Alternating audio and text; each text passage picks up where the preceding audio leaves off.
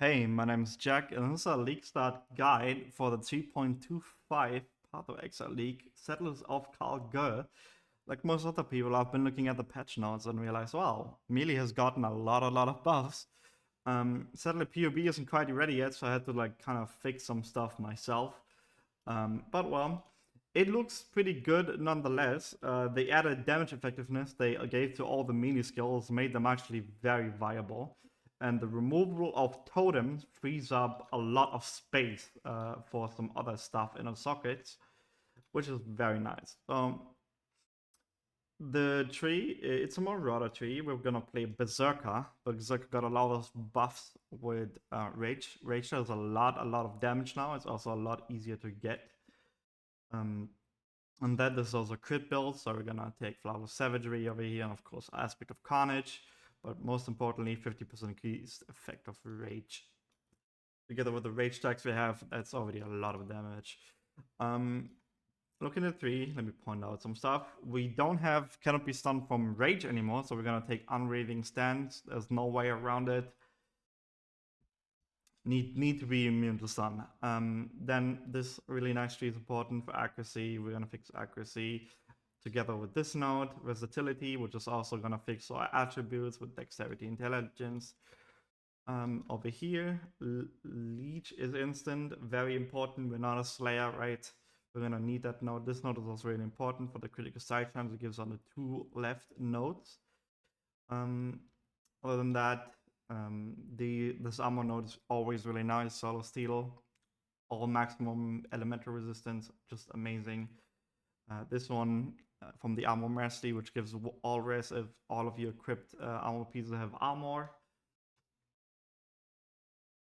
Here we're gonna take this critical mastery together with 3 level of critical support gems. We use the increased critical damage, so those are actually level 2, level 23, which is important for hitting 100% increased critical strike chance. 100% crit chance. Over here, this axe node is always really good. Nothing can really take it though, right? Except maybe you want the enemies to be destroyed for DD, but other than that, don't really need it. But also playing with Impale, right? So we're gonna take that, and we're also gonna take these Impale nodes over here, together with this Impale node that ignores enemy physical damage reduction. It's really nice. This new mastery over here is actually a mana mastery. What it does is it gives you mana leech, and it reduces the mana cost of your attack. It's perfect. Like normally you had to get like the next mana mastery was this one, right? Or like way more over here. So that one's really nice. And it also gives you increased mana reservation, which is amazing. Always take this one, this protection mastery, which gives +2 to all maximum elemental resistances. Amazing node.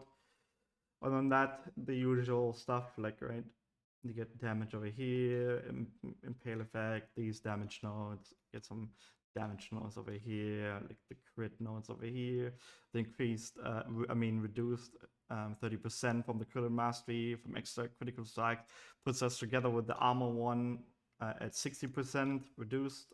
So that's 40% that we only take from enemy critical strikes. Really nice. We're also going to use blood and sand. And let me go over the skill gems. Vaal Cleave. Something important with Vaal Cleave is this build can also be played as Slayer, but Slayer doesn't have nearly as much damage. But obviously, it's going to have a lot more utility with the Overleech, cannot be stunned, right? The life leech is not removed on full life, cannot be effective. But one problem that I tested myself with Headsman is that when you kill an enemy with Vaal Cleave, but it kills with 20% cleave from Headsman instead of the 10% from Vaal Cleave, you don't get the most important from Vaal Cleave, which is you get the modifiers of the rare enemy when you kill with Vaal Cleave. That is why it is rough to go Slayer with this one. I don't know why that is the case. It might be a bug, but that is the way that it works the last time I tested it. So instead you would go Overwhelm. Also, maybe Master for Form is also quite nice, right? Since we're using frenzy charges on this build, we get frenzy charges from a Redeemer chest. This item is kind of hard to gain, but it is without doubt doable. Not a lot of modifiers going on here. So you get the frenzy charge from the Redeemer, and you get the power charge and crit from the Crusader. Really nice. That way we can get frenzy and power charge generation. It's actually a good amount of damage. And later on it turns into even more damage, but we get to that. This is the hours we're gonna use. As always, Determination, Flesh and Stones together with Blood and Sand. Actually, about another 2 million DPS together with Pride. Right now, this is in maximum Pride effect should be initial, right? So unless you're fighting a boss, it's gonna be this time when you're fighting a boss, you can actually reach the maximum effect before the enemy dies. We're gonna need an Enlighten level 3 to fix the unreserved mana together with this helmet enchant from Eater of the World. There's really no way around this. Like, they removed a lot of reservation efficiency, and it's rough to gain, right?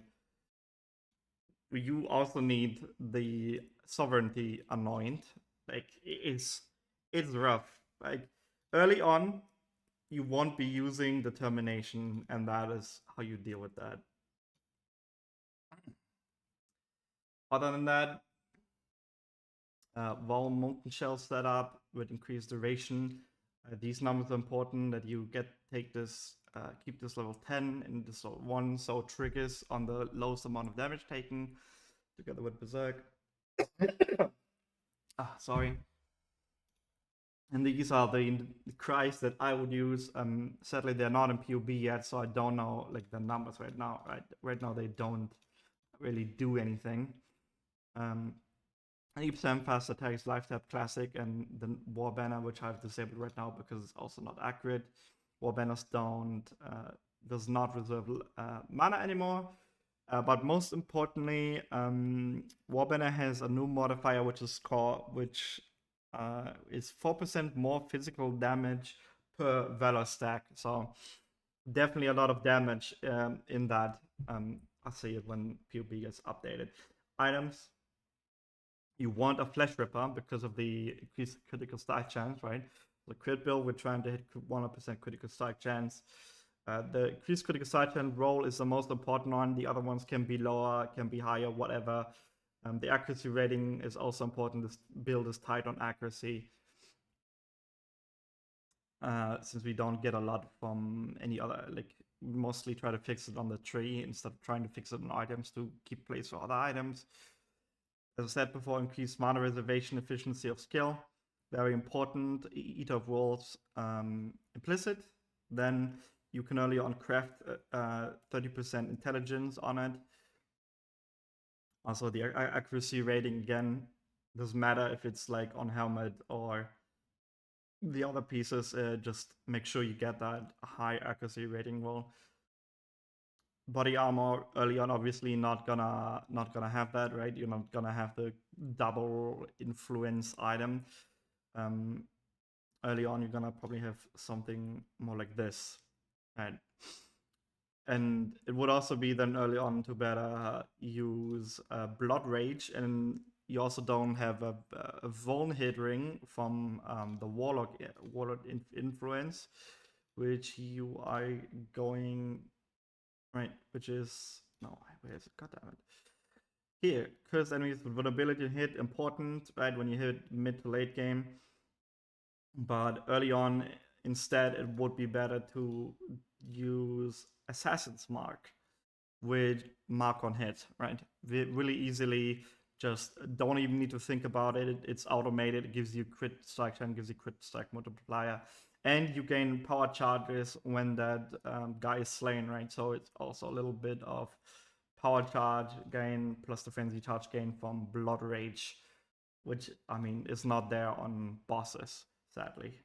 but that's more of the early variant, and how to do that later on. We get this chest, and then you don't need that anymore, and we have space for other skill gems. The gain rage and hit is just for calculation. The PoB doesn't recognize the passive tree rage gain yet. Important here is 20% chance to impale enemies on hit with attacks, which puts us at 100% chance to impale together with the 80% from the tree. Other than that, just life, resistance, the increased attack speed is like the cherry on top, together with the physical damage. Don't really quote unquote need it, but you know, damage is damage. Over here, early on, increased action speed is nice, makes all of your stuff faster movement speed, faster attack, and everything. Chance to avoid elemental ailments. There's nothing really better that you can take. Maybe you can take the Warcry one instead, but elemental ailments, if I'm pretty certain, also count the Secrets of Suffering ailments, which is Sap, Brittle, and Scorch. And those are actually pretty dangerous, right? Because, for example, Scorch reduces your elemental resistance by like 30%. But early on, I would also always take this one. Elemental resistance can be lowered by curses. That way you are pretty safe in maps together. Right, and then you take this 25% chance to at least get some evasion from elements. Later on, we like craft like these like elemental element evasion boots, and that we're gonna deal with that like that. But other than that, important, as I said before, sovereignty. It also needs to be a turquoise amulet for the dexterity and intelligence. You just want crit, life. If you can get the level of all skill gems, amazing. Added physical damage, just like cherry on top. Don't really need it, just extra damage. Other than that, the rings are just life, resistance. Here you get another dexterity craft to fix attributes, and here, right, the vulnerability, and early on, it's gonna just be resistance and life with the dexterity craft, and that is pretty much all you need. Belt, just flash applied to you have 10% increased effect is really nice to have if you can get it. Other than that, again, just life, resistances. As always, Divine Flask with instant. You can also use the other version that gives you instant on low life if you prefer it. Diamond Flask with increased critical side chance. Grenade with shock immunity early on, and later on you swap this one out for increased armor instead. Freeze immunity early on with a sulfur flask, and then you don't need it anymore. And the amethyst flask for fixing chaos resistance a little bit, since you're obviously not gonna have all these like these chaos rolls like early on. Like 30% chaos roll is like really high, right? So that's a little bit to fix chaos resistance. And then we have another jewel slocket, which we can just fit some damage in life. So that's about like midway through that you're gonna have when you start like mid game to late game. This build is actually like the damage increase that we got from the damage effectiveness is actually pretty good, and just like super simple items like which you could just like kind of drop and then like a little bit craft yourself. Maybe this one, like this Flesh Ripper, wouldn't have the increased attack speed, right? You don't really need it. Not a lot of damage lost. Just the increased critical strike chance is the most important. You're just trying to fix your stuff, accuracy rating, intelligence. Super simple, just life resistance rolls. Again, this one's just for PoB. Calculating, right? The amulet just crit life. Even with these like really simple items, this build, even in like the early stages of this build, like around level 70, you already do like a lot of damage. You could easily like do some more damage here, right? But you just want, most importantly, you want to go for like you want to go for the leech mastery first, you want to go for the accuracy first, you want to go for the armor and the crit mastery, so you get the extra crit reduction. Over here, you take the increased mana reservation efficiency. Early on, you're also not gonna be using the determination. You just can't place it until you have enlighten plus the anoint plus the helmet, right? It's pretty tight. Pretty tight. There's no way to go around it. As I said before, Blood Rage has mark on hit. Early on to gain friendly and power charges. And then that, the other things pretty much stay the same. Warcry is sadly not calculated yet. That was early on. This build actually scales really nicely into late game. The damage is actually surprisingly high. Most importantly, Watcher's Eye, right? Pride Watcher's Eye.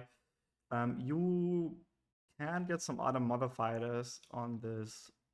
We're only using Pride and Determination. Flesh and Stone is not. And Watcher's Eye, so we like fist damage reduction is nice. The reduced reflect, I mean, this one's too low, so I wouldn't take this one. The reduced extra damage of crits together with the other two nodes puts you at 90%. Reduced extra damage of crits taken, which is really nice. Unaffected by vulnerability, pretty good. And then the Pride one, we have Intimidate from hit from the tree already. We don't need that. We don't. Right, the only ones that we really care about is Impale Additionals and chance for double damage. The other ones, right, don't really do anything. Then Forbidden Flame, Forbidden Flesh, from the Marauder. Chieftain is like, honestly, not really that useful. Except maybe the Warcry one, but you know, still waiting for PoB on that one to see if that's actually really good. Everything else is fire related. We don't need that. Over here, Blitz is actually counterproductive because it reduces crit chance, Defy Pain. You need, like, Defy Pain is not bad, but like, I think the better note to take is from Juggernaut is Undeniable. This gives us a good amount of attack speed since we're fixing accuracy anyway, right? And we have problems with fixing accuracy, so I think this Forbidden Flame and Flesh is really nice. This lets us remove these two nodes and remove this mastery, and then we have enough space to put this over here, like level 96, so still some room to go. But I say level 96 is like achievable. After that, it gets like the XP needed gets rough. This puts us at 22 million DPS. That is, yes, that is with maximum effect, with the power charges recently, and then when the enemy low life, we also gain a lot of damage. The other Forbidden Flame of Flesh things that would be good is, I don't think we really need Unstoppable, right? We don't really have endurance charges. Unbreakable is really nice, which is a lot of armor this league, because chests got buffed. I think if you have a nice chest that has a lot of armor, this one might like shoot your fist max it like up by a lot. Other than that, I think the rest is really not that useful. I think Deniable, Unbreakable, Defy Pain, the rest you don't really need. Yeah, and then the items for the end game. This is like the super end game. Right, maybe not exactly the same. Maybe definitely a bit lower than that, but you can definitely hit the double increased physical damage. Maybe like minus the attack speed, and that's fine as well. Here, there's Eternal Burgeonet actually changed. Don't need the Searing Exarch. They still using the increased mana efficiency from Ether.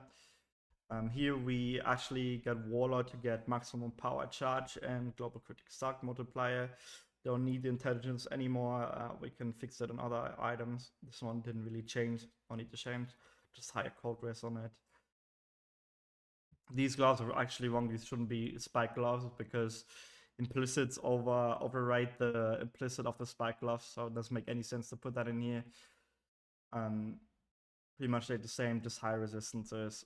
These boots are the boots that I was talking about. Increased movement speed and chance to avoid being chilled is a veiled modifier. Chance to avoid being frozen is a craft modifier, and chance to avoid being shocked is a essence. So the way you go about crafting these boots is you essence a pair of boots and you try to get the veiled modifier on it that gives you a movement speed plus the 100% chance to avoid, and then you craft on the chance to avoid being frozen. Together with the implicit chance to avoid being shocked, you can hit 100% chance to avoid being shocked, frozen, and chilled. That frees up flask space and is really nice. But not overall. You can also exchange the avoid elemental ailments one for something else. Honestly, do not know what to put there. Was it this one? No, it was the other one. It was Eater. Don't really know what to put here on Eater. Maybe chance to avoid being poisoned instead. Warcry speed. There's not really a lot of things that we can take here, which is gonna be great, right? Maybe, yeah, chance to avoid being bleeding, chance to avoid being poisoned. Other than that, I don't really know what to do with it. Maybe you can hit poison at 100% somewhere. I don't know. Amulet, double +2 amulet, right? Dex and intelligence craft is really important. Other than that, just the usual crit modifiers with life. Sovereignty is still the same one, can't get around it. Cost 3 silver oils, so doable, not as expensive golden oils, which is nice. The charisma, which is, I think, where was it? This one? Yeah, this one has more efficiency, but it costs 2 golden oils and 1 opalescent. This one is more affordable with 3 silver oils. So you rather go for that one instead, since you don't really need the like spot number crunching on the unreserved mana. If you get like our entire mana pool leech with every hit, it doesn't really matter. You know, like a few % difference. The ring, just for like a little bit more damage with the global crit in the fist to attacks, chaos resistance on it, with high resistance modifier on the lightning resistance. The Sith still the same with the vulnerability on hit, and Warlord can also roll global crit multiplier on rings, and most importantly, Dex and Intelligence craft to fix the attributes. Rusty Sash didn't really change much, just like an elder item for the increased maximum life roll. 3,000 from stat rate, as I said, so we can put in the increased armor during effect, which is really nice. The Sulfur Char class changes to Ignite, and the amethyst pretty much just stays the same. Yeah, this build is actually surprisingly high damage. And the later on, you get the Enlighten level 4, and you can put in more like the determination stuff and Vaal haste, right, for a little bit more damage later on while mapping. Other than that, and it's pretty much the same on the skill gems. It's pretty much the build. I'm surprised at how high this build scales. I think these melee changes are really good, especially the freed up space on the gems. Right now we have space for like the auras plus cries plus leap slam and like a defense setup, which is really nice. This is build hardcore viable. I'm kind of torn on this one. Berserker is really squishy with the like extra damage taken. On hardcore, you also probably take Sanctum of Thought, right, for the 90%. I'd say if you play hardcore, you rather wanna like forego the damage, and you become a duelist, a slayer, and you go like this, right? Like a lot less damage, but also a lot more survivable with the leech and the kind of take reflected fist. Normally you don't have to worry about this one. because you're just not gonna run a reflect fizz map, right? Don't do a Zizaran. Don't do a Zizaran. And you probably also want to put a lot more into armor, and probably also gonna get this one, which adds a lot of survivability.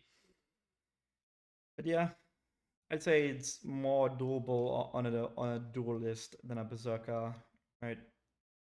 When it comes to the terms of survivability, Slayer is just better. SFF viable. I'm uncertain. Some of these items are kind of rough and gonna take a lot of crafting, especially these boots. Maybe for somebody who's really dedicated, I tend towards a no, especially when it comes to Forbidden Flame, Forbidden Flesh. Like these items are a bit more doable. Yeah, that's the build. I'm really looking forward to this week. I'm gonna be league starting this build. It looks really nice. I really like the Vaal Cleave itself. The idea of stealing modifiers. Don't need a headhunter.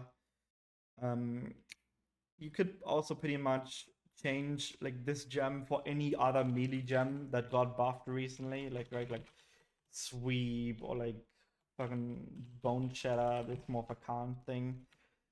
There's a lot, like the slam skills also got really buffed, like Earth Shake, Earth Quake, Earth Shatter, all that stuff. Like the slam skills, also from what I've seen from other melee players, they look really good. Khan